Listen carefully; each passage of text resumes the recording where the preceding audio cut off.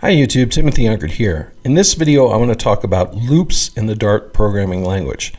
So let's start off with our main function. So I'm going to type void main, then have open and close parentheses and my open and close curly braces, and inside my curly braces I am going to create my loop. So I'm going to say for, and then we have three things we have to add. So we first have to declare and initialize an index type variable that changes throughout the loop. So I'm going to call that I. I'm going to say int I is equal to 0.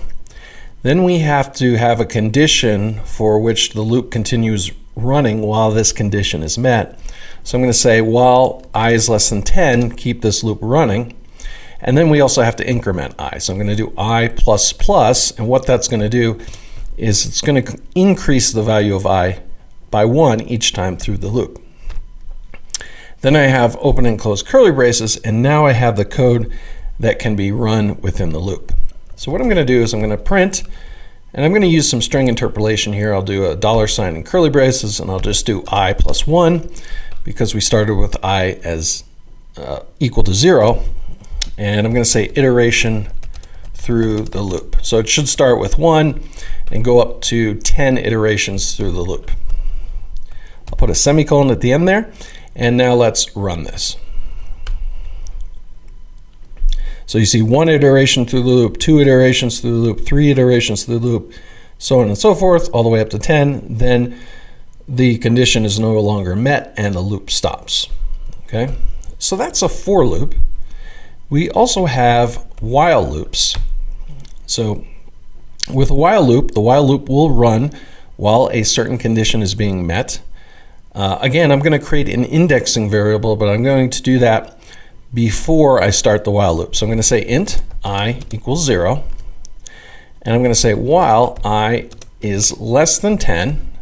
Well, let's do something.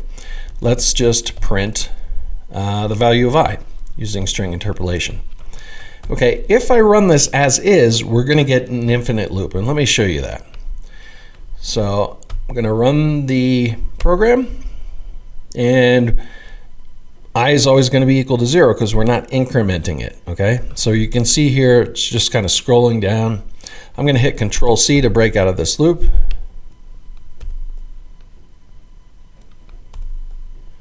Okay, and I had to hit Control D. It wasn't breaking out even with Control C. But yeah, so we broke out of that loop there. Let me reopen my terminal, and now let's make it so it's not an infinite loop. So to do that, I can increment it, the value of I, each time through the loop. So I can say I equals I plus 1, or I could do I plus plus, something like that. All right, so now if I run this, whoops, I got to do dart loops.dart. If I run this, I get 0, 1, 2, 3, 4, 5, 6, 7, 8, 9. Okay, so and then once I is equal to 10, it breaks out of the loop. Okay, so that's a while loop. We also have do while loops. So this time, what I'm going to do is I'm actually going to change I to equal 11, and I'm going to say do, and then have an open and close curly braces. And after the open and close curly braces, I'm going to say while I is less than 10. And inside the loop, I'm just going to print the value of I. Okay, let's run this and see what happens. So if you see down here, we get 11. Okay, so even though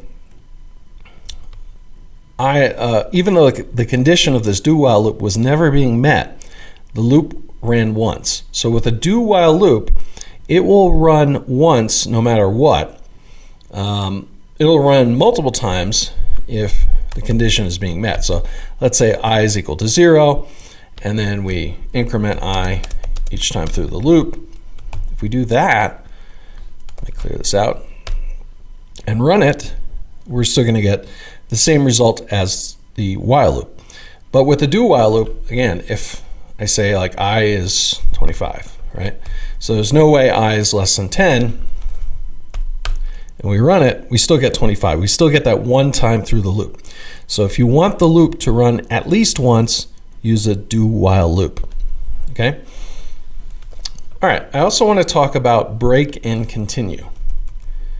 Okay, so let's create our for loop. So we'll say for int I equals 0, and we'll say I is less than 10. We'll stick with that. And we'll increment I each time through the loop. We'll say if I, and we're going to use double equals, so the equality here, if I is equal to 7, we're going to break out of this loop. Otherwise, we're just going to print the value of I. Okay? So let's now run this loop. And we get 0, 1, 2, 3, 4, 5, 6. And then when I equals 7, we break out of the loop. If instead here I change this to continue, now let's see what happens. Let's clear this out, rerun it.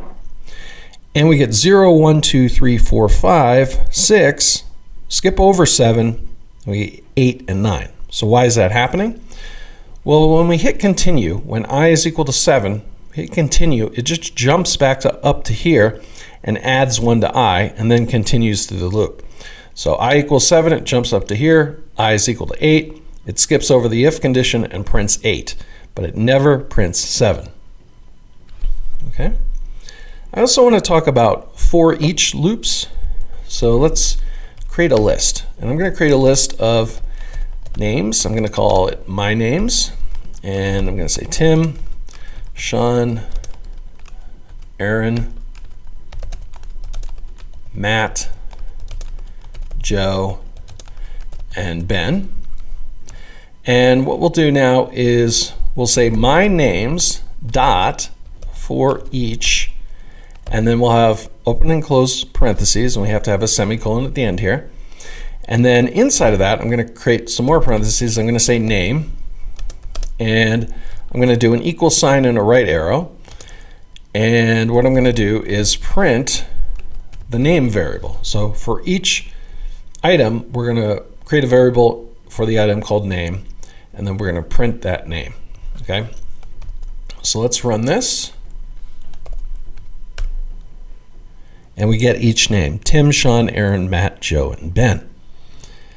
Okay, I think that's it for loops that I'm going to cover in this video. If you like this video, please give it a like and subscribe to the channel. Thanks for watching.